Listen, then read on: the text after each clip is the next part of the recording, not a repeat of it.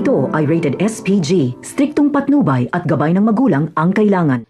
Pagkatapos nga ng magaganap na pagpapakilala kay Tanggol ay kinabukasan ay tatrabahuin naman nila Ramon ang planong pagtapos sa mag-amang Rigor at David. Hindi kasi makakapayag itong si Ramon na hindi magbayad ang mag-amang ito sa ginawa nilang mga kasalanan sa mga Montenegro, lalong-lalo na ang pagpapanggap ni David bilang Tanggol at ang pagkakastigo ni Rigor kay Tanggol noon simula pa nung bata ito. Ito ang paraan ni Ramon para pagbayarin ang mag-amang David at Rigor at tapusin ang mga ito dahil wala nang ibang kaparusahan sa mga ito kundi ang kamatayan. Hindi na ni Ramon bibigyan pa ng pag-asa ang mag-ama na ito para makapanlaban pa dahil ang pakay talaga ni Ramon sa muling pagsugod niya sa bahay ng mga Dimagiba ay tapusin na ang mga ito.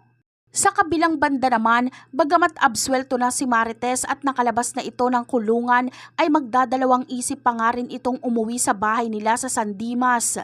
Iniisip kasi ni Marites ang galit sa kanya ni Rigor. Siguradong bugbog na naman ang abot niya dito sa oras na makita siya nitong laya na.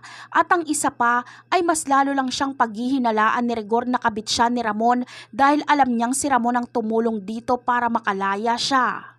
Ngunit bago pa nga masaktang muli ni Rigor si Marites ay saktong darating na si Ramon para tapusin na si Rigor at David. Mas mabuti na itong gawin ni Ramon para matapos na rin ang pagdurusang nararanasan ni Marites sa mga kamay ni Rigor.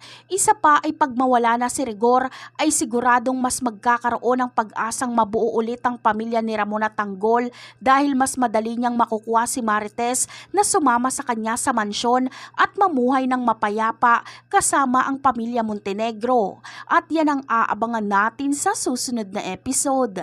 Bye!